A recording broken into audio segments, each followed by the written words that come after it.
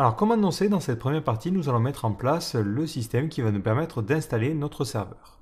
Alors avant de commencer, un petit point sur mon environnement ici. Je suis sur Linux, donc j'ai installé Ansible. Je vous invite à regarder la vidéo consacrée à Ansible si vous ne l'avez pas déjà fait. Et si jamais vous êtes sur Windows, vous aurez peut-être des problèmes à installer Ansible. Ce que je vous conseille de faire, histoire de ne pas trop avoir de problèmes de compatibilité, c'est de lancer ça depuis une machine virtuelle ou peut-être d'essayer de lancer ça depuis le bash pour Windows. Je n'ai pas vraiment essayé, donc je ne pourrais pas vous dire si ça fonctionne convenablement. Ensuite, pour tester, il vous faut un serveur. Donc soit vous avez déjà un serveur, un VPS quelque part, ou même un dédié, ou ce que vous pouvez faire, c'est utiliser une machine virtuelle. Donc moi, pour ne pas me compliquer la vie, je vais utiliser une machine virtuelle et pour la préconfigurer et l'installer, plutôt que de manuellement aller mettre l'ISO sur VirtualBox, je vais utiliser Vagrant. Donc je vais sur mon système aller créer un nouveau dossier. Donc je vais me rendre dans mon dossier documents et je vais créer un nouveau dossier que je vais appeler Ansible ou tuto Ansible. À l'intérieur, je vais aller créer un premier fichier que je vais appeler Vagrant File. Alors tout de suite, je vais ouvrir ce dossier-là en utilisant mon éditeur. Donc moi, dans mon cas, ça sera Visual Studio Code. Donc ici, j'ouvre mon éditeur et je vais aller créer un fichier Vagrant File qui va me permettre de provisionner, donc de créer une machine virtuelle préconfigurée. À l'intérieur, voilà le code. Alors c'est très simple. J'ai Ubuntu Xenial en 64 bits. Je vais utiliser une IP privée fixe. Donc ça me permettra de simuler un nom de domaine. Donc j'ai fait correspondre le nom de domaine mondomaine.fr vers cette IP là. Et ensuite, je précise quelques petites commandes pour le provisioning. Donc je lui précise que je vais mettre mes clés SSH publiques au niveau de mon utilisateur Vagrant et de mon utilisateur root. Donc ça c'est pour pas avoir trop à me prendre la tête. Et de la même manière, je fais un apt-get install pour installer Python, parce que Python est une dépendance nécessaire à Ansible. Et après, je précise que j'utilise VirtualBox et je vais créer un serveur assez léger avec 2 Go de RAM et un seul corps. Une fois que vous avez créé cette configuration-là, il vous suffit de faire un Vagrant Up pour lancer votre machine. Donc je vais le faire directement depuis mon éditeur ici. Je vais faire un coup de Vagrant Up. Et mon but, c'est maintenant d'utiliser Ansible pour pouvoir installer les différents outils dont on va avoir besoin sur cette machine. Donc la première chose que l'on doit faire, c'est créer un fichier inventory qui va permettre de lister les différents serveurs que l'on souhaite provisionner via Ansible. Donc on crée souvent ça dans un fichier que l'on appelle host. Je mets le nom de mon groupe, moi ça va être le groupe web, ici, bon peu importe, et je mets mon serveur, donc 192.168.50.50. Ensuite, je vais créer des variables pour ce groupe-là. Donc on fait web2.vars et on va créer une seule variable qui permettra de savoir l'utilisateur que l'on souhaitera utiliser. Donc on va utiliser l'utilisateur principal root pour pouvoir installer les différents outils, mais à terme ce que l'on veut faire c'est créer un utilisateur qui a un niveau un petit peu plus bas, qui sera l'utilisateur qui sera le propriétaire des fichiers liés au site PHP. Donc là je vais créer une variable simplement que je vais appeler user et on va l'appeler mon domaine. Moi j'aime bien avoir un utilisateur qui correspond au nom de domaine de mon application. Ensuite on va créer notre playbook. Donc ce playbook, je vais l'appeler install.yml. Et on aura un autre playbook qui sera deploy.yml qui permettra de gérer le déploiement. Donc on va donner un nom à ce playbook. Donc on commence name de point installation du serveur. Ensuite on choisit sur quel hôte on veut appliquer ce playbook là. Donc nous on utilisera tous les hôtes. On ne fera pas de différence, on n'aura pas plusieurs serveurs avec un serveur pour la base de données, un serveur pour le HTTP et un serveur pour le reste. On aura vraiment tout sur le même serveur. Ensuite, je vais préciser l'utilisateur distant que je souhaite utiliser. Vu les tâches que l'on va faire, il faut ici un accès route. Et ensuite, les tâches que je souhaite mettre en place. Et c'est là où on listera l'ensemble des tâches que l'on souhaite effectuer. Donc la première chose à faire, ça va être de créer notre utilisateur, mon domaine. Donc je vais créer une nouvelle tâche qui va se baser sur le module user. Alors si vous avez besoin de plus d'informations tout au long de cette vidéo, il ne faudra pas hésiter à se rendre sur la documentation d'Ansible. Donc sur Ansible ou directement sur votre moteur de recherche, vous faites Ansible, module et ensuite le nom de votre module. Donc moi j'utilise DuckDuckGo, donc avec un petit point d'exclamation on y est assez simplement. Et là ça vous liste l'ensemble des options qui sont disponibles pour ce module-là. Et après vous pouvez regarder dans la documentation tous les modules qui sont disponibles. Voilà, donc je ne reviendrai pas forcément dessus au fur et à mesure, sinon on perdrait pas mal de temps. Donc là, on va créer un nouvel utilisateur et on va lui donner comme nom la variable user que l'on a définie. Ensuite, on va lui dire quel shell on doit utiliser. Donc par défaut, on utilisera comme pour les autres utilisateurs le shell bash. Ça permet lorsque l'on se connectera avec cet utilisateur de ne pas tomber sur le shell par défaut. Ensuite, je vais donner à cet utilisateur ma clé publique SSH. Comme ça, je vais pouvoir me connecter à un SSH sans mot de passe. Donc là, vous pouvez donner un nom à vos différentes recettes ou directement taper le nom du module à utiliser. Moi, ce que j'aime bien en général, c'est quand même mettre un nom pour pouvoir m'y repérer. Donc là, on va l'appeler user, suivi de ce que l'on veut faire. Donc là, on va mettre clé SSH. Là, de la même manière, vous pouvez avoir un name, hop, et ça sera, alors je mets des guillemets parce que je vais mettre la variable en plein milieu, et on va mettre création de suivi du nom de l'utilisateur, user. Du coup, pour la clé SSH, je vais utiliser le module authorized_key. Je vais me baser sur l'utilisateur, donc encore une fois, ça sera la même chose, hein, user. Je veux vérifier que cette clé soit présente. Et ensuite, là, je suis un petit peu embêté parce que je ne vais pas directement mettre la clé comme ça, ce serait un petit peu dangereux.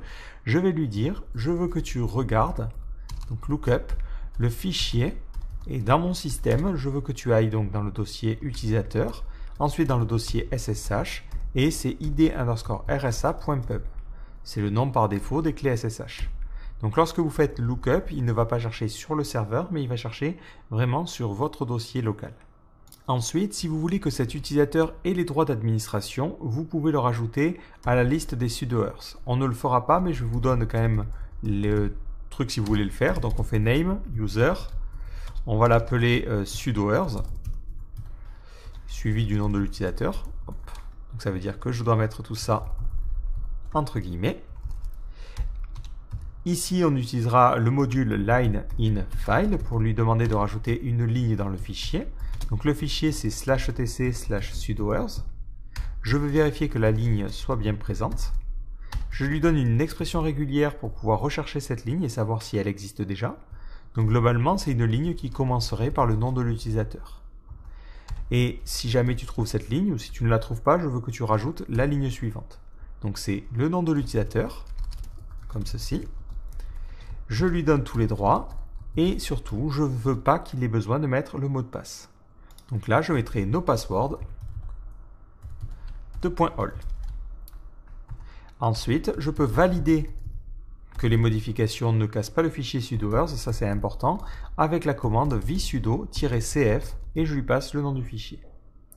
Voilà, donc ça, je vais le commenter parce que comme je vous l'ai dit, l'utilisateur qui sera l'utilisateur qui fera fonctionner mon application PHP ou qui pourra se connecter à un SSH pour pouvoir déployer l'application, je ne veux pas qu'il ait les droits d'administration. Donc je vais commenter cette ligne. Mais je tiens à vous la laisser, comme ça si jamais vous avez besoin de permettre à cet utilisateur de faire des commandes en sudo, vous savez quelle ligne vous devez décommenter. Donc tout de suite, vous pouvez tester au fur et à mesure, vu que votre recette en cible est capable de vérifier les choses et de ne pas faire deux fois la même chose. Donc si elle voit que l'utilisateur est déjà créé, elle ne fera rien. Donc pour lancer cette commande-là, vous faites en cible -playbook. Ensuite, vous mettez l'option -i pour lui indiquer le fichier d'inventaire que vous souhaitez utiliser. Donc nous, ça sera host ici. Et ensuite, vous lui passez en paramètre le fichier qui est le playbook. Donc automatiquement, il va se connecter au serveur. J'accepte l'identification SSH. Et là, il a créé mon utilisateur. Alors peut-être ici, je vais enlever les accents parce que c'est mal géré par mon éditeur. Si maintenant, j'essaie de faire un coup de SSH mon domaine @192.168.50.50, automatiquement, je vois que j'arrive bien à me connecter avec cet utilisateur-là. Si j'essaie d'éditer un fichier sensible, on va essayer d'éditer le fichier passwd par exemple, mais là je vois qu'il ne me le permet pas. Il va me demander le mot de passe et cet utilisateur n'a pas de mot de passe. Donc je vais quitter le serveur là et on va pouvoir ensuite enchaîner. Donc tout de suite, je vais demander à mon système de faire une petite mise à jour, histoire de s'assurer qu'on ait les dernières versions à la fois des dépôts, mais aussi de tout ce qui est installé. Donc là, on va mettre un coup de apt et on appellera ça update. Donc je fais un apt et je lui précise que je veux faire un update cache et je mets yes. Donc ça, c'est l'équivalent du apt-get update. Ensuite, je vais faire un upgrade. D'ailleurs, on peut peut-être combiner les deux en mettant upgrade ici à dist. Je vais relancer. Donc là, Ansible Playbook install. Et on voit que dans la partie update, il va bloquer. Alors c'est normal parce que j'ai une image qui est un petit peu vieille. Donc dans mon cas, il va faire un update puis un upgrade. Vous pouvez séparer les deux si vous voulez avoir deux appels et voir la différence entre update et upgrade. Nous ici, voilà, on va combiner les deux. Ensuite, il va nous falloir installer différents outils. Alors là, ça peut dépendre de vos besoins, mais moi j'aime bien m'installer tout un tas d'outils qui peuvent me servir plus tard. J'aime bien installer Fish, Vim ou ce genre de choses. Cette recette va vraiment dépendre d'un utilisateur à l'autre et on n'aura pas forcément tous la même. Et au passage, on a vu que ça a fini. Si jamais je relance cette commande-là, ce coup-ci, ça sera beaucoup plus rapide parce que il a déjà vérifié que tout a été modifié. Donc pour la partie outils, on pourrait directement mettre toutes les choses les unes à la suite des autres, mais c'est pas forcément pratique. Nous, ce que l'on va vouloir faire, c'est un petit peu s'organiser et aussi pouvoir réutiliser des recettes d'un projet à l'autre. Donc dans ce cas-là, on peut créer un rôle. Et on peut créer un rôle grâce à la commande Ansible Galaxy. Donc c'est une commande qui sert normalement à récupérer des rôles depuis la galaxie Ansible, mais on peut l'utiliser aussi pour créer des rôles. Donc par exemple, je vais lui demander de créer un nouveau rôle que je vais appeler Tools. Automatiquement, il va créer un dossier Tools qui va contenir tout un tas de dossiers. Pour vous les expliquer brièvement, on a le dossier Default qui va contenir les variables par défaut. Le dossier Files contiendra des fichiers que l'on souhaitera copier sur le serveur. Le dossier Handlers permettra de définir les notifications. Donc ça sera utile par exemple dans le cas de Nginx. On pourra dire lorsque une tâche a fini, on veut notifier avec un Nginx reload pour recharger la configuration. Meta, ça sert surtout si vous déployez votre rôle. Nous, ça ne servira à rien. Les tasks, ce sont les tâches que l'on souhaite mettre pour ce rôle-là. Les templates, ça correspond aux templates. Ça, c'est pour tester. Et les variables. Donc globalement, nous ici, on ne va pas avoir besoin de grand-chose si ce n'est des tâches. Donc à l'intérieur ici, on va installer les différents outils dont on va avoir besoin. Donc je commence par créer une nouvelle tâche et je vais l'appeler Tools. Et on va lui dire, j'installe Fish, Vim et Git. C'est globalement tout ce dont on a besoin par défaut sur un serveur. Donc je lui dis, je vais utiliser le module apt et je vais préciser différents noms de packages. Donc je vais avoir Fish qui va s'installer, ensuite je vais installer Vim et ensuite je vais installer Git. Vous pouvez adapter suivant vos besoins. Et je vais vérifier que ces différents dépôts sont bien présents. Donc automatiquement, il les installera si nécessaire et s'ils sont déjà installés, il ne fera rien. Ensuite, alors ça va être propre à ma configuration, mais moi ce que j'aime bien faire, c'est installer Vim Plug pour pouvoir ensuite installer des plugins plus simplement sur Vim. Donc dans ce cas-là, il me suffit simplement de lancer une commande. On peut la retrouver sur Vim Plug. Voilà, hop hop hop. C'est cette commande-là. Donc je vais mettre au niveau de mon système le module commande suivi de la commande que je souhaite exécuter. Et là, je n'ai pas besoin d'aller à la ligne, donc je mets tout ça sur une seule ligne. Ensuite, je vais copier ma configuration. Donc ça, c'est propre encore une fois à mes besoins, mais c'est pour avoir un Vim qui est un petit peu sympa. Donc je vais appeler ça Vim Configuration et je vais lui dire je veux que tu télécharges l'URL et l'URL c'est un fichier qui m'est propre. Donc si je cherche .files graphicarts GitHub, dans mes .files, je vais dans la configuration, je prends la configuration de Vim, hop, et c'est ce fichier là que j'ai besoin de récupérer. Donc je copie mon URL, mais vous pouvez adapter, hein, si vous aimez bien vous aussi avoir votre configuration de côté, ben, ça peut être intéressant. Donc je lui dis, prends ce fichier là et copie-le dans le dossier .vimrc. Voilà, donc là j'ai une petite recette que je pourrais agrémenter au fur et à mesure des différents outils que je souhaite utiliser sur tous mes serveurs par défaut. Maintenant dans ma partie install, je vais pouvoir lui dire d'utiliser ce rôle là. Donc après avoir fait mon upgrade, je lui précise que je veux inclure le rôle. Et le rôle, c'est celui qui s'appelle Tools.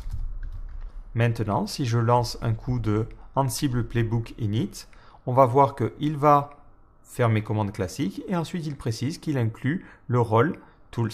Et il lance les différentes commandes.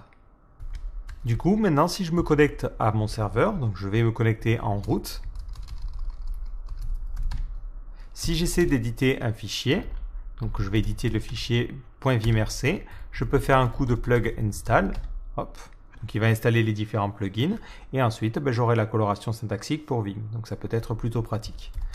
Là, je l'ai fait pour l'installation en route, mais il faut savoir que si jamais vous souhaitez mettre en place ça pour l'utilisateur en particulier, mais il vous faudra dupliquer un petit peu la règle. Donc dans ma partie Tools, donc dans ma tâche Main pour mes outils, je peux lui dire de faire la même chose, mais pour mon utilisateur. Donc dans ce cas-là, hop, ici, ça sera la même chose.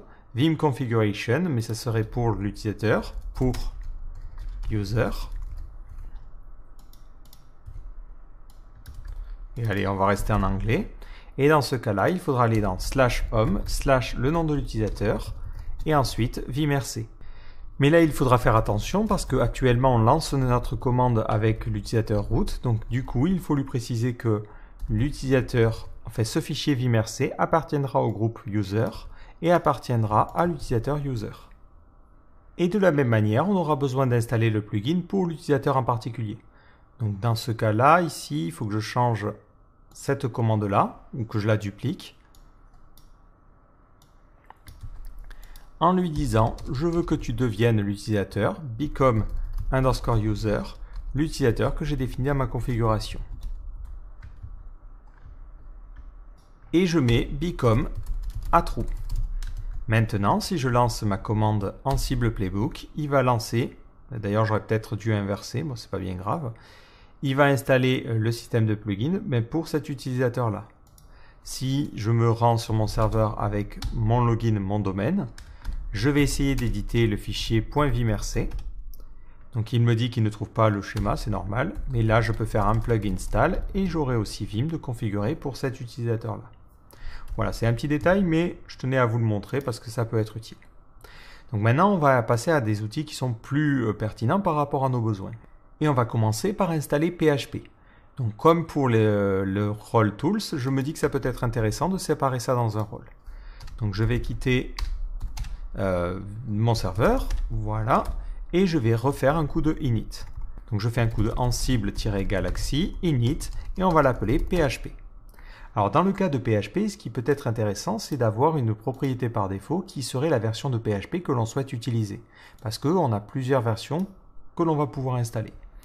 Donc sachant que dans le cas de Ubuntu, par défaut, je crois que c'est la 7.0 qui est disponible.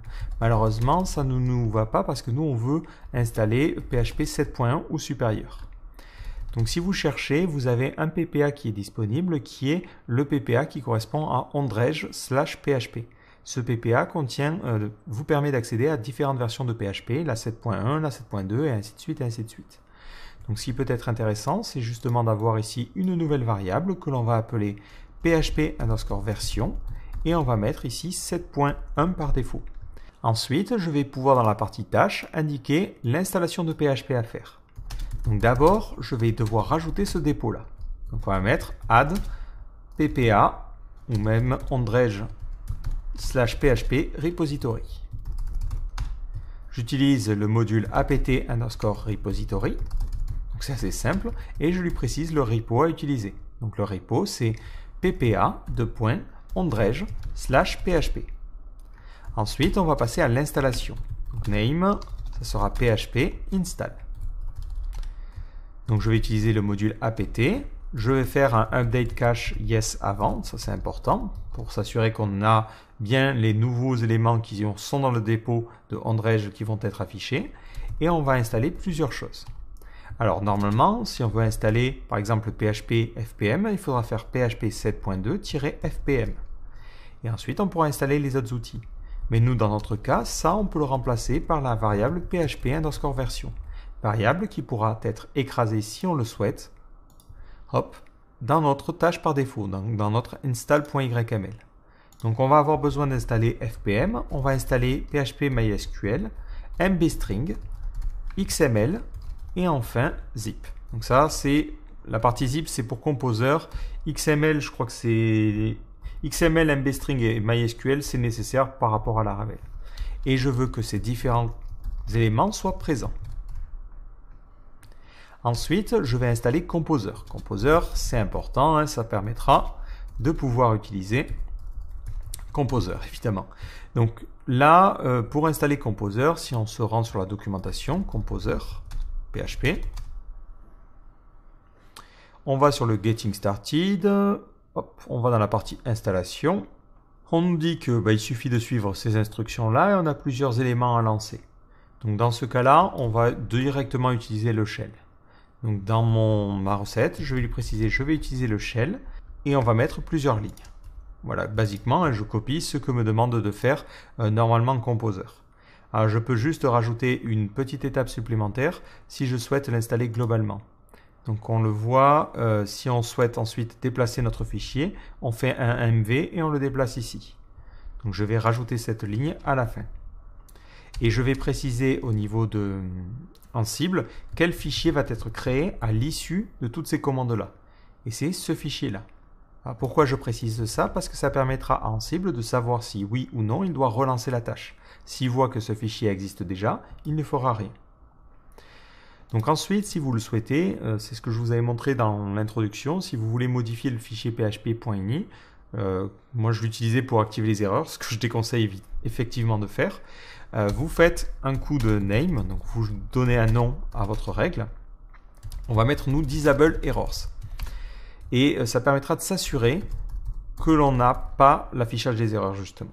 Donc le principe est toujours le même, c'est le line in file, le module qu'il faut utiliser. Vous précisez le fichier de destination, donc nous ça sera etc/php 7.2, donc la version de PHP, /fpm /php.ini.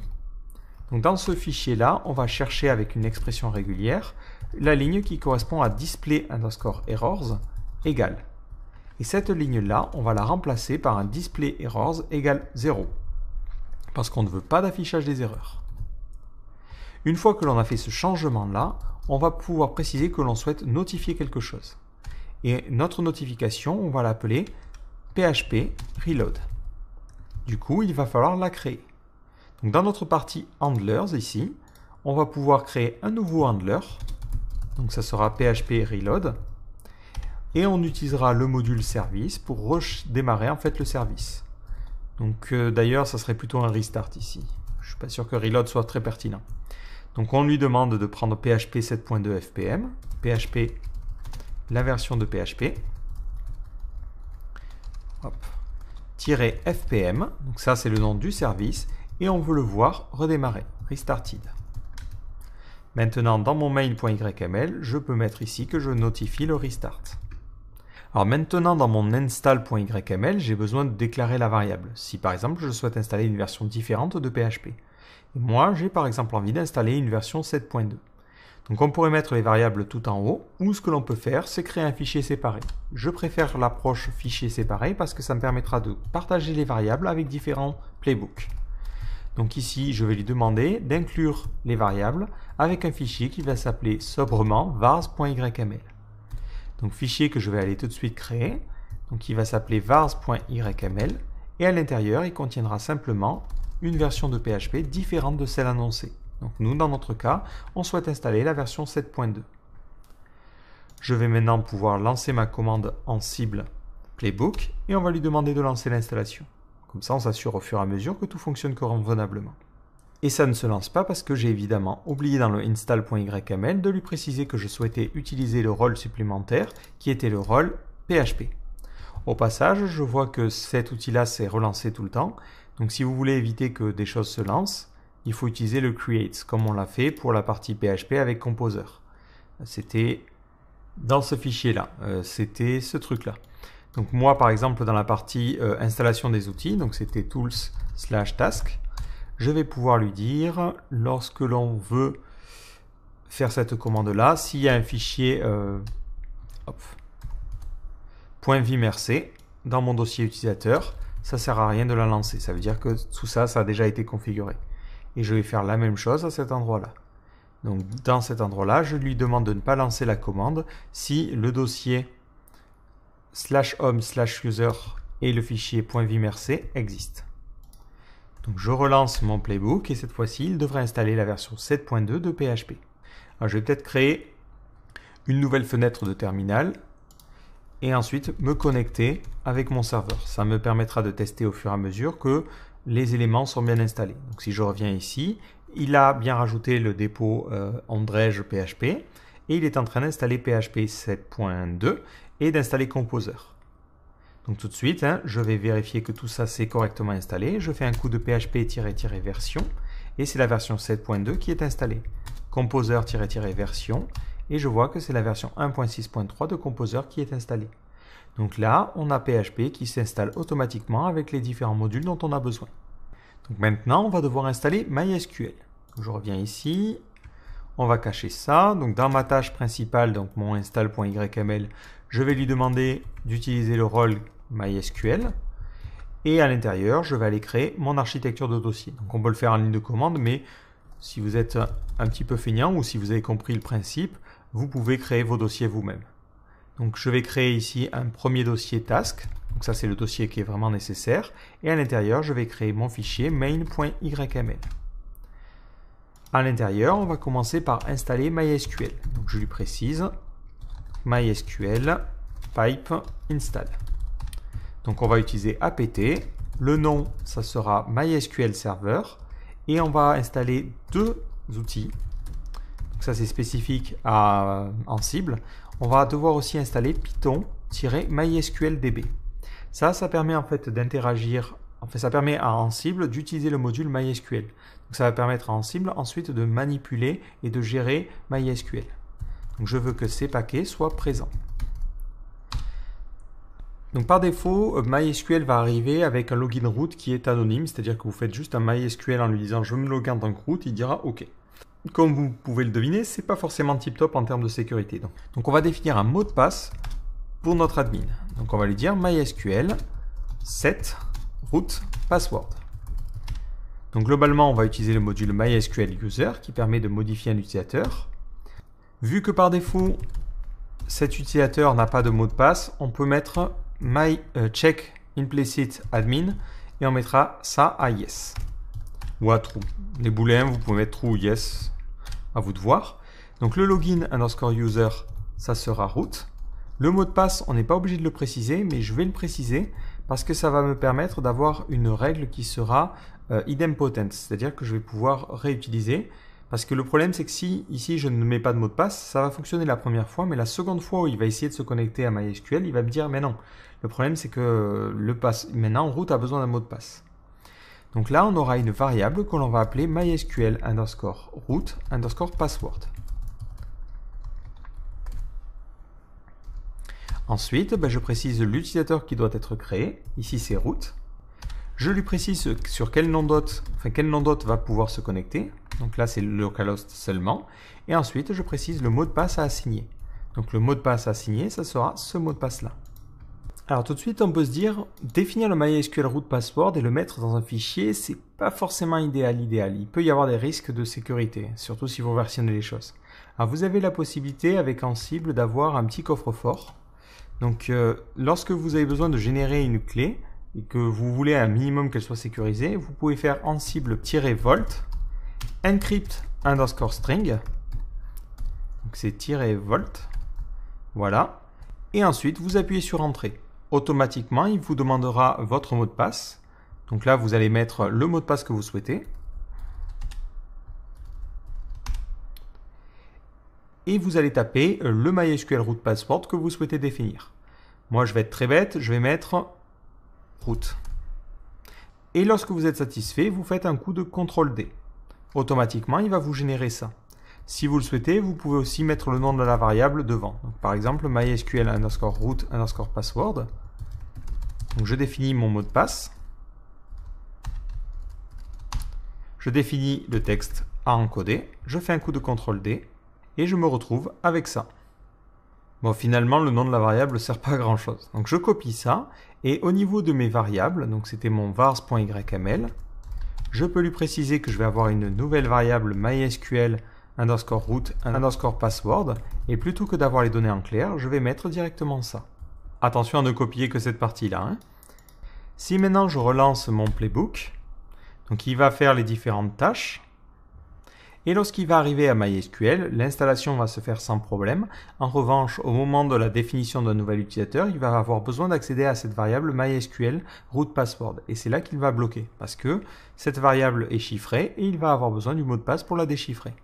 Donc vous pouvez déchiffrer les variables automatiquement en lui disant bon, le fichier de mot de passe, donc c'est vault-root password-file, c'est un fichier qui contiendra du coup le mot de passe que vous avez défini, ou vous pouvez carrément lui demander de vous demander le mot de passe. Et dans ce cas-là, à chaque fois, il vous demandera le mot de passe que vous allez devoir entrer pour qu'il puisse déchiffrer convenablement les différentes variables. Donc ceci étant dit, on va continuer notre configuration. Donc on va supprimer l'utilisateur qui est anonyme. Parfois cet utilisateur peut être créé et on ne le souhaite pas le garder. Donc on va l'appeler remove addon. Donc on fait un check, le check implicit ne sert plus à rien, le login user et le login password ne changera jamais tout au long de cette recette, et on veut supprimer l'utilisateur qui s'appelle simplement vide. Et on n'a pas de nom d'hôte, on n'a pas de mot de passe, et on veut que son état soit absent. Globalement, on supprime l'utilisateur s'il existe. Ensuite, on va supprimer aussi une base de données qui est souvent créée par défaut, donc on va l'appeler remove test database. Dans ce cas-là, on n'utilisera pas MySQL user, mais on utilisera le module MySQL-DB. On précisera toujours le login user et le login password, ça ne changera pas. En revanche, ces arguments changeront, ou plutôt celui-là. On veut que la base de données qui s'appelle test ait un statut absent. Donc ça supprimera la base de données si elle existe. Donc ensuite, on arrive aux choses qui vont être propres à notre application. Notre application va avoir besoin d'une base de données pour fonctionner. Donc dans les variables, je vais créer une nouvelle variable qui va s'appeler MySQL_DB. Et cette variable-là, on va l'appeler mon domaine. Globalement, on ne va pas s'embêter, on mettra mon domaine partout. Ensuite, je vais définir un user pour MySQL, donc on mettra mon domaine aussi, et un mot de passe. Donc ce mot de passe, pareil, vous pouvez le chiffrer en utilisant votre coffre-fort. Donc je vais utiliser la même commande que tout à l'heure. Et plutôt que de m'embêter à taper le mot de passe, je vais créer un nouveau fichier à la racine de mon système ici, que je vais appeler .volt_pass. Et à l'intérieur, j'y mettrai une chaîne ou n'importe quoi qui contiendra mon mot de passe. Et l'avantage, c'est que je vais pouvoir lui dire, le nom de la variable, ça sera MySQL_password. Et ensuite, je veux utiliser ce fichier-là, donc ça sera le volt-id. Et le fichier s'appelle .volt_pass. Et on ne se trompe pas, on met bien le U ici. Donc le mot de passe pour mon domaine sera mon domaine. C'est pas du tout sécurisé encore une fois, mais c'est parce que je ne suis pas inspiré. Donc je fais un coup de CTRL-D et du coup dans mon MySQL password, je mets ça. Si maintenant je souhaite lancer mon playbook, plutôt que de lui demander de me demander le mot de passe, je peux lui dire je vais utiliser comme fichier de mot de passe le fichier .volt_pass. Du coup, je pourrais utiliser cette variable-là comme mot de passe pour mon nouvel utilisateur. Alors d'abord, je vais préciser que je vais créer une nouvelle base de données, donc create database, et je vais mettre le nom de la base de données que j'ai choisi de créer. Donc ça, c'est ici la variable MySQL-DB, ce qui veut dire que je dois mettre tout ça entre guillemets. Donc je vais créer une nouvelle base de données. Elle va s'appeler MySQL_DB, ça sera la variable, et je veux m'assurer qu'elle soit présente. Ensuite, je vais créer un utilisateur qui aura tous les droits sur cette base de données en particulier. Donc on va créer un nouvel utilisateur que l'on va appeler MySQL_user. On utilisera le module MySQL_user. Donc le login, le mot de passe ne change pas. Le nom, ça sera MySQL_user. Hop. Le mot de passe, vous le devinez, ça sera MySQL_password. Le state, on veut s'assurer qu'il soit présent. On peut préciser le nom d'hôte, parce qu'on veut que seul qu'il puisse ne s'y connecter qu'en localhost. Et ensuite, on peut préciser aussi les permissions. Donc globalement, on va lui donner toutes les permissions sur seulement sa base de données à lui. Donc on lui dira, tu as la permission sur MySQL_DB, .étoile, donc toutes les tables qui sont dans cette base de données-là, et ensuite tu as tous les privilèges. Donc ça, c'est une bonne règle à appliquer de manière générale en sécurité au niveau de notre base de données. À chaque fois que vous avez une nouvelle base de données, créez un utilisateur propre à cette base de données. L'avantage, c'est que si un site se fait hacker et que quelqu'un arrive à récupérer les logins et mots de passe de cette base de données-là, il ne pourra pas voir les autres bases de données. Donc ça vous permet d'éviter un maximum de problèmes en termes de sécurité. Donc je relance mon playbook en lui passant toujours le voltpass pour pouvoir déchiffrer les éléments qui sont chiffrés grâce à volt. Et là, mon utilisateur a correctement été créé. Donc je vais faire un petit essai en SSH. Si je fais un mysql-u root-p, j'essaie de rentrer mon mot de passe root. Donc je crois que j'avais mis root, si je me souviens bien, et j'arrive bien à m'y connecter. Si je rentre un mot de passe qui est erroné, il me bloque. Si j'essaie d'accéder à mon domaine maintenant, enfin avec l'utilisateur mon domaine, je vais rentrer un mot de passe. Donc je rentre mon mot de passe d'accès et j'ai bien accès à MySQL. Si je lui affiche l'ensemble des bases de données qu'il peut consulter, je vois qu'il ne voit que mon domaine. Si je quitte et j'essaie de me connecter en route, donc on rentre le mot de passe route, je fais un show databases et lui il voit beaucoup plus de bases de données. Donc c'est impeccable. On a ce système de permission qui a été convenablement créé. Donc là je prends le temps à chaque fois de vous montrer les faits, mais en temps normal, une fois qu'on en a créé notre recette, on la lance et on s'occupe de rien évidemment. On n'a pas tout ça, on ne va pas se reconnecter au serveur entre chaque étape pour vérifier que tout fonctionne correctement. Donc là on a installé MySQL, on a installé PHP et on va installer un autre bloc très important qui est Nginx. Donc à la racine, je vais créer un nouveau dossier Nginx ou même je vais utiliser la commande Ansible Galaxy parce que dans le cas de Nginx, on va avoir pas mal de configurations à faire. Donc la première étape, comme d'habitude, c'est l'installation de l'outil. Donc ça sera Nginx pipe install. Donc on fait un coup de apt, le nom du paquet c'est Nginx et le statut c'est présent. Donc ensuite, on va modifier le vhost qui est par défaut. Name de .nginx et on va l'appeler default vhost. Alors par défaut, si je tape mon serveur, je vais avoir une page d'accueil qui me dit bienvenue sur Nginx. C'est pas forcément quelque chose que je souhaite. Donc on va utiliser ici un template par défaut et le template, on va l'appeler default.j2. Et ensuite, on lui précisera où est-ce qu'il doit envoyer le fichier. Donc nous, ça sera dans /tc /nginx/sits-available ou enabled, ça n'a pas d'importance vu que c'est un lien symbolique, et c'est le fichier default. J'ai besoin de créer ce fichier template, donc je vais le créer tout de suite. Donc on va le mettre dans le dossier templates et on va l'appeler default.j2. Donc ça utilise un moteur de template qui est assez simple, c'est un truc assez classique. Et à l'intérieur, on peut lui dire je vais avoir ma balise serveur. On va écouter sur le port 80 et ça sera le serveur par défaut. Et ensuite, je vais aussi écouter en IPv6. Donc ça sera 2.2 sur le port 80 aussi. Et ça sera le serveur par défaut. Et ce que je vais lui dire, c'est que je vais lui dire on n'aura pas de serveur name. Et on va retourner une 301 et on redirigera tout vers mon nom de domaine. Ce qui veut dire que j'ai besoin de connaître le nom de domaine. Donc je vais avoir une variable qui va s'appeler domain. Donc cette variable, je vais tout de suite la créer. Domain de point mondomaine.fr. Voilà. Je vais en profiter pour créer un nouveau template qui sera le template pour mon vrai vhost, donc pour ma vraie application PHP. Alors là, vous pouvez vous inspirer de différentes choses. Il y a un outil qui est pas mal qui s'appelle nginxconfig.io. Si vous êtes en panne d'inspiration ou vous ne savez pas trop comment configurer Nginx, qui vous permet de générer différents types de configurations. Donc ça peut être plus ou moins utile si vous avez besoin de savoir comment construire votre fichier. Moi, j'ai déjà un petit modèle que je vais réutiliser. Donc je n'ai pas forcément besoin de trop me baser sur ça. Donc on va déclarer la partie serveur. On va écouter sur le port 80 et ensuite on va écouter sur le port 80 en IPv6. Donc ça, vous l'aurez toujours. Ensuite, le nom du serveur. Donc là, je vais mettre le nom de domaine. Donc ça sera la variable domain. Ensuite, je vais lui préciser où va se situer ma racine. Et pour le coup, je vais mettre une variable qui va s'appeler ansistrano _deploy _to.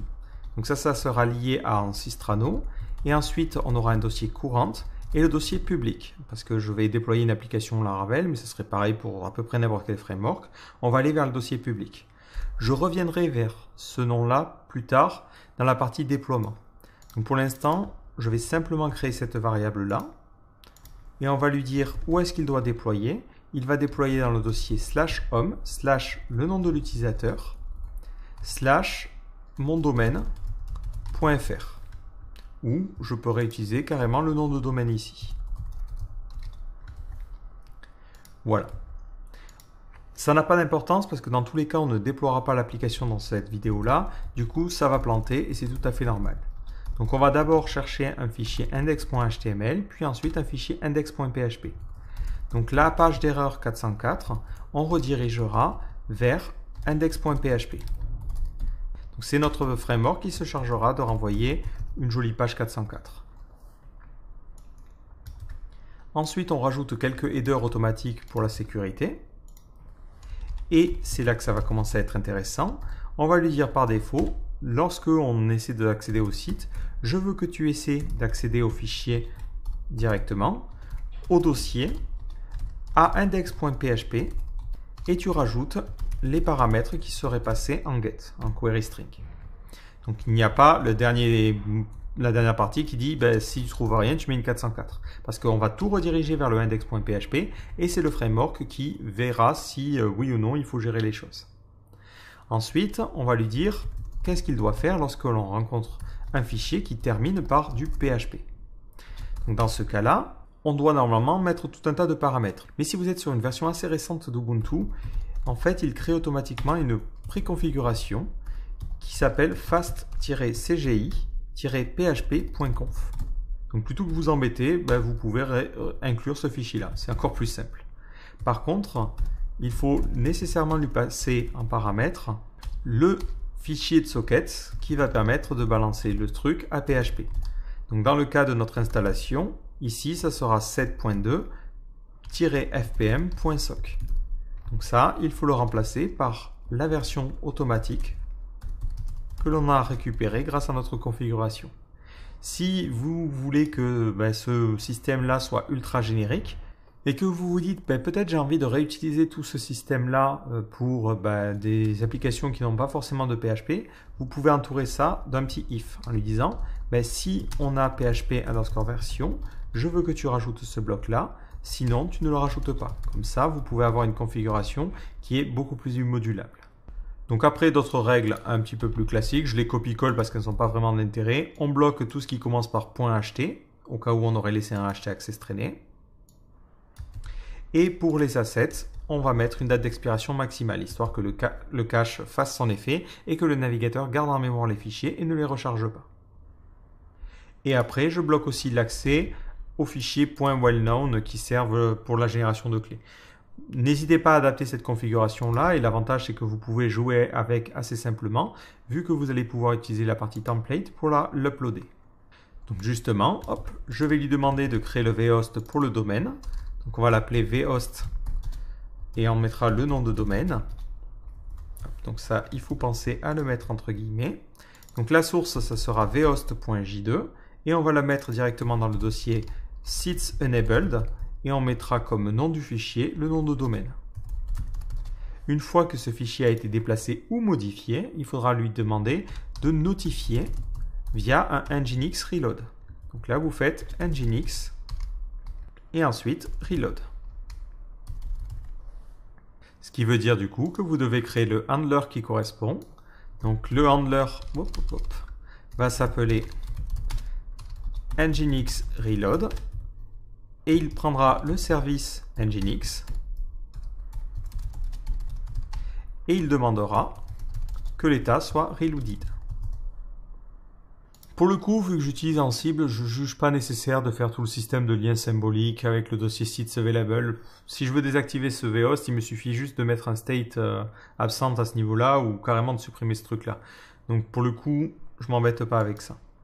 Donc là, maintenant, on a notre configuration Nginx qui devrait fonctionner et on va dans notre partie Install rajouter notre rôle Nginx. Je vais ensuite lancer ma commande Playbook en lui passant le volt. Donc il est en train de vérifier l'install de PHP, ensuite il fait MySQL, on voit qu'il met OK à chaque fois parce qu'il ne fait rien de plus. Et maintenant, il attaque la partie Nginx. Alors on a juste un petit problème. Parce que j'ai dû faire une petite erreur. En me connaissant, j'ai oublié un point virgule ici. Et dans le default.j2, j'ai dû faire la même chose. J'ai oublié un point virgule.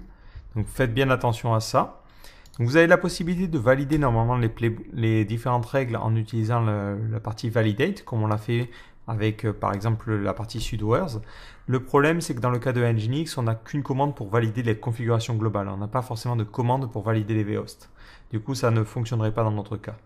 Mais maintenant, notre Nginx a bien redémarré, on voit que ça a été changé.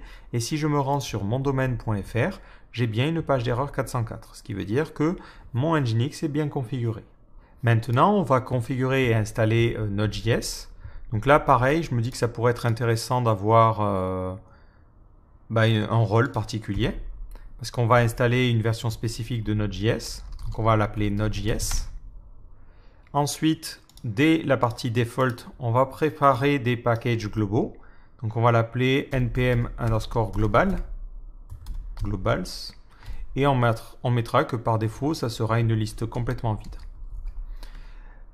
Ensuite, dans mon vars.yml, je pourrais lui préciser ce que je souhaite définir en global.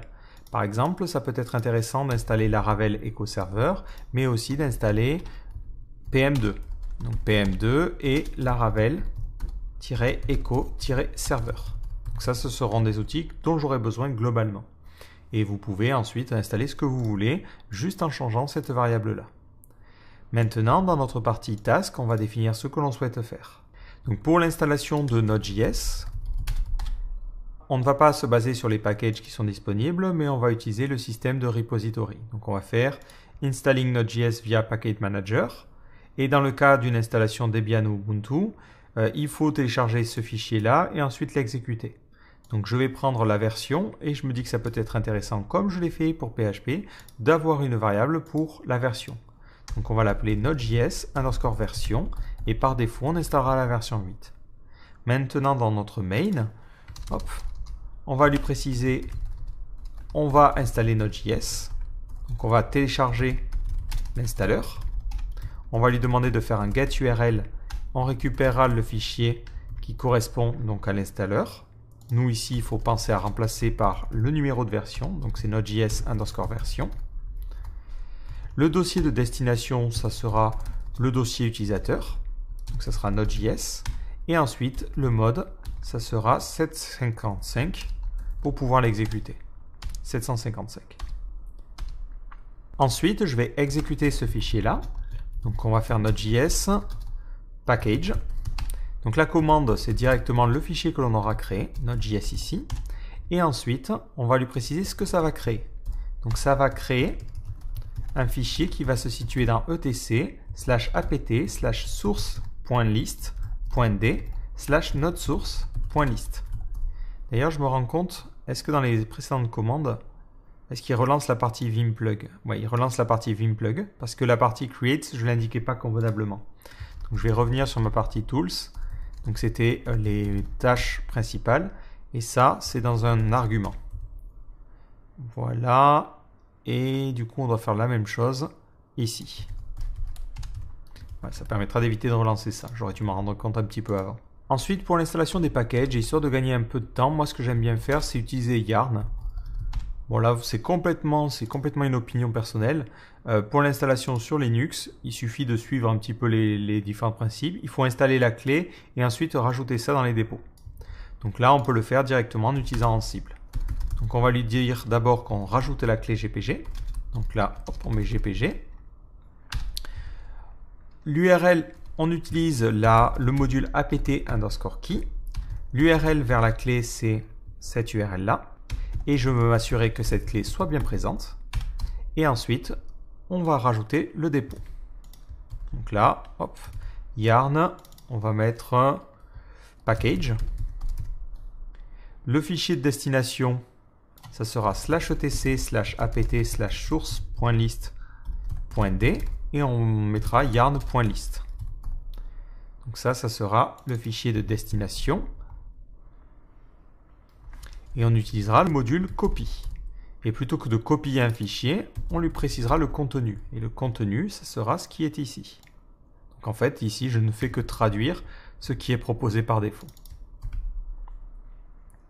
Maintenant que ce paquet est installé, je vais pouvoir lui demander d'installer Node.js et Yarn. Donc on va faire Node.js install.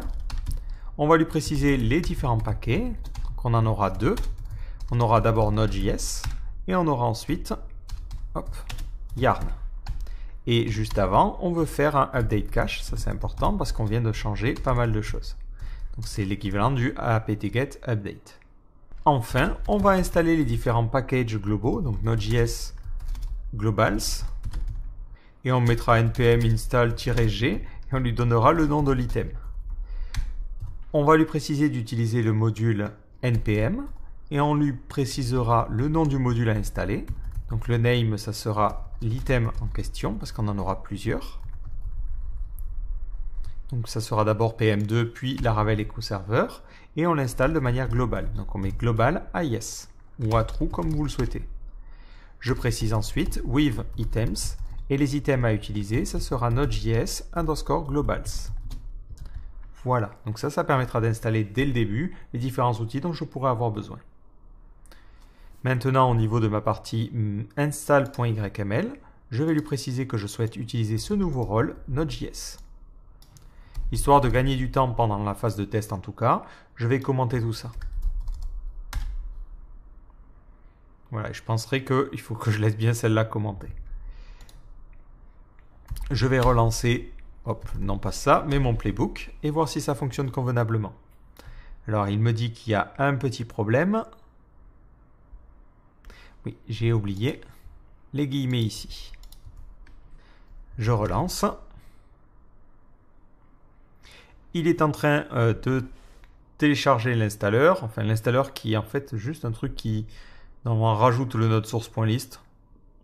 C'est vrai que là pour le coup on pourrait séparer et nous-mêmes rajouter les clés, tout ça à vous de voir.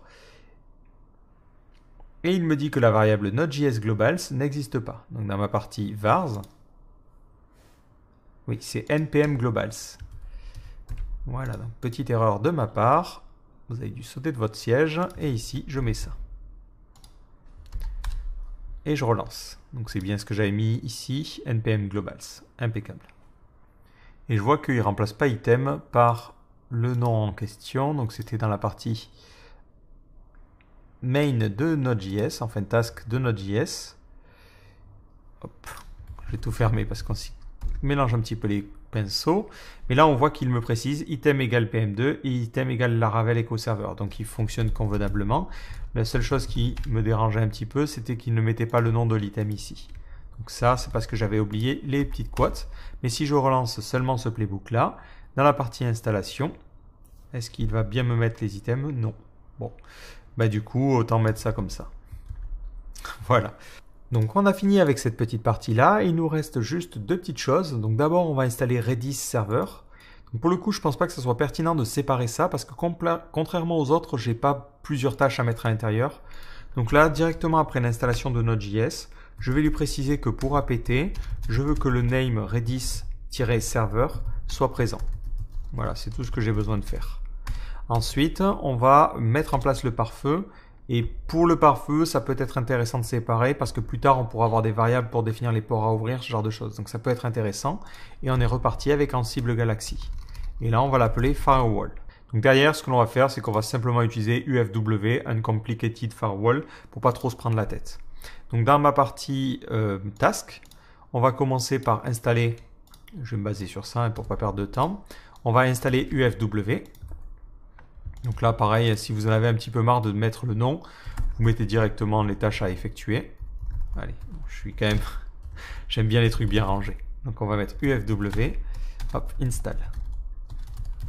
Et on va tout renommer Firewall.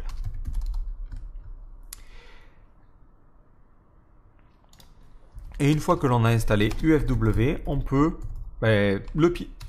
le piloter grâce à Ansible. Donc on va d'abord définir les policies à appliquer. Donc les policies, on va mettre la direction. Ça sera incoming ou outgoing. Et plutôt que de répéter deux fois cette règle-là, on utilisera le wave-items. Donc avec un wave-items, et on mettra deux options. Donc d'abord pour la direction incoming, on mettra comme politique un deny. Donc ça veut dire que tout ce qui rentre sera interdit. Pour la direction outgoing, donc tout ce qui sort, par défaut on va tout autoriser. Vous pouvez être un petit peu plus restrictif à ce niveau-là. Après, à vous d'adapter. Donc ici, ça sera item.direction au niveau de la direction. Et pour la politique à appliquer, ça sera item.policy. Donc ici et ici, je remplace par policy. Donc attention, hein, si on laisse que ça, on va se bloquer l'accès. On ne pourra plus y accéder depuis l'extérieur. Donc ensuite, il va falloir autoriser certains ports. Donc on va mettre firewall et on mettra les différents ports. Ports. Donc pareil, on utilisera UFW. La règle, c'est une limite et on va limiter l'accès à SSH. Donc ça veut dire que s'il y a trop de connexions, on va bloquer. Ensuite, on va mettre une ouverture complète pour la partie Nginx HTTP. Donc là, ça sera UFW. La règle, ça sera hello. Et ensuite, on précisera le port. Donc là, vu qu'on va en ouvrir plusieurs, on mettra directement les ports sous forme de with-items. Et on mettra with_items. Et on ouvrira par défaut le port HTTP et le port HTTPS. Même si on n'utilise pas l'HTTPS, c'est bien de l'ouvrir si on en a besoin plus tard. Une fois que l'on est satisfait de toutes les règles et tout ce que l'on a fait, on va activer notre pare-feu. Donc là, on va mettre activation. Et on mettra UFW et on veut s'assurer que l'état de UFW soit à enabled. Que notre pare-feu soit correctement activé. Donc ça me semble plutôt correct. Donc ce que l'on va faire, c'est qu'on va lancer ça. Donc je vais rajouter après notre partie Redis. Ou même tout au début, parce que je pense que ça peut être intéressant de mettre en place le pare-feu avant même de faire le reste. Parce que si jamais on a des trucs qui restent ouverts pendant quelques secondes, ben, ça peut suffire pour entrer sur le serveur. Donc on va inclure avant le rôle firewall. Et on va l'inclure juste après avoir fait notre upgrade. Et avant même l'installation des différents outils. Donc ça me semble plutôt correct. Et là, on a fini avec cette configuration-là. Donc je vais lancer une dernière fois notre playbook. Donc on voit qu'il met pas mal de fois OK, mais par contre on a un tout petit souci. À cet endroit-là, donc dans les règles, il râle au niveau des policies. Effectivement, c'est item.policy. Autant pour moi. Dans tous les cas, on le voit, et si on fait une erreur, il s'arrête et il bloque. Et justement, quand on parle du loup, ici, il me dit « Non, je n'accepte pas outcoming, c'est outgoing ». Donc voilà les différentes options qu'on peut mettre. Ou si vous êtes un petit peu feignant, vous mettez in et out, ça revient au même. Voilà, donc je relance. Cette fois-ci, il va passer la partie politique. On voit qu'il autorise l'HTTP et le HTTPS. Et on est bon, donc après le reste devrait se dérouler sans trop de soucis. Alors côté SSH, je vais vérifier que je peux toujours me connecter à mon serveur. Donc je vais le quitter. Donc j'ai fait quelques petits essais. Voilà, et j'essaie de me reconnecter avec l'accès route. Et je vois que ça fonctionne convenablement. Alors ce que je vais faire, c'est que je vais créer un fichier que je vais appeler index.php. À l'intérieur, je vais mettre un salut. Et je vais tout de suite faire un coup de php-s pour démarrer le serveur interne de PHP. Et je vais lui dire de lancer ça sur le port 6001. Automatiquement, si je tape mondomaine.fr, sur le port 6001, ben je devrais voir mon salut les gens. Mais on voit que ça mouline à l'infini, ce qui est tout à fait normal. Ça veut dire que notre pare-feu fonctionne convenablement. Si j'essaie de faire un UFW disable pour désactiver mon pare-feu, je vais relancer ensuite mon serveur PHP sur le port 6001 et je vais essayer de réactualiser ma page. Dès que je charge ma page, je vois bien mon salut. Ce qui veut dire que mon pare-feu fait bien effet. Au passage, si je veux m'assurer qu'il soit bien réactivé, je n'ai pas forcément besoin de relancer la commande. Je peux relancer tout en cible et il détectera que UFW a été désactivé et normalement il devrait être capable de le réactiver. Et c'est ce qu'on voit. Ici, il a changé cette règle-là. Si maintenant j'essaie de réactualiser la page, ça remouline à l'infini. Donc ce port est correctement bloqué. Donc pensez quand même à un petit point de sécurité. Parce qu'on ne sait jamais si votre MySQL reste ouvert vers l'extérieur, ou votre Redis, ou n'importe quoi que vous auriez installé se mettrait à écouter depuis l'extérieur. C'est un gros problème en termes de sécurité. Voilà. Donc ici, je reviens à SSH et je vais quitter. Mais au passage, je peux vérifier. Voilà, j'avais installé fiche pour pouvoir taper des commandes un peu plus simplement. Je vais en profiter pour supprimer le index.php. Et on est bon. On a maintenant installé les différents outils qui vont être nécessaires pour travailler. Donc au final, qu'est-ce que l'on a fait? Si on regarde notre fichier install, on a créé notre utilisateur, on a défini sa clé SSH et ensuite on a installé les différents outils. On installe un pare-feu et on bloque tout par défaut, sauf le port HTTP, SSH et HTTPS. Ensuite, on installe différents outils qui peuvent nous être plus ou moins utiles. Vous pouvez aussi rajouter HTOP par exemple. Donc rajouter tout un tas d'outils qui vont vous servir lorsque vous allez vous connecter à votre serveur. Ensuite, j'inclus le rôle PHP qui permet d'installer PHP 7.2 ou 7.1 suivant les cas. Le rôle MySQL qui va installer MySQL et créer un utilisateur et une base de données qui lui correspond. Nginx qui va configurer Nginx. Donc d'ailleurs au niveau de la configuration d'Nginx, on n'a plutôt rien touché, mais la seule chose que l'on a faite, c'est créer des vhosts pour préparer notre application. Ensuite, on a installé Node.js en installant la dernière version stable, donc la version 8 à l'heure actuelle, et on en a profité pour installer des packages globaux comme PM2 et Laravel Echo Server dans notre cas. Et enfin, on a fini par l'installation d'autres outils. Donc là, par exemple, Redis Server, parce qu'on va avoir besoin de Redis pour la communication entre notre application PHP et notre application WebSocket. Donc, on a pris pas mal de temps dans cette vidéo pour créer toutes ces recettes-là, mais maintenant que tout ça est en place, la prochaine fois que vous avez un serveur à administrer, vous lancez un coup de Ansible Playbook et automatiquement, il va installer les choses pour vous. Et on pourrait même se simplifier la vie en mettant la commande que l'on tape à chaque fois, c'était pas celle-là, c'était celle-ci, dans un fichier Makefile pour pouvoir la taper beaucoup plus rapidement. Ce qui peut être intéressant aussi, c'est avoir le fichier VoltPass ailleurs, pour pouvoir le partager entre plusieurs recettes, ou après à vous de voir s'il est propre à un projet. Dans ce cas-là, il faudra donner le mot de passe aux autres personnes qui travaillent sur le projet. Il ne faudra en aucun cas versionner ce fichier-là. Évidemment, ce serait un gros problème en termes de sécurité. Du coup, je vous donne rendez-vous dans la seconde partie où on verra comment faire en sorte de déployer une application PHP sur le serveur que l'on a maintenant configuré.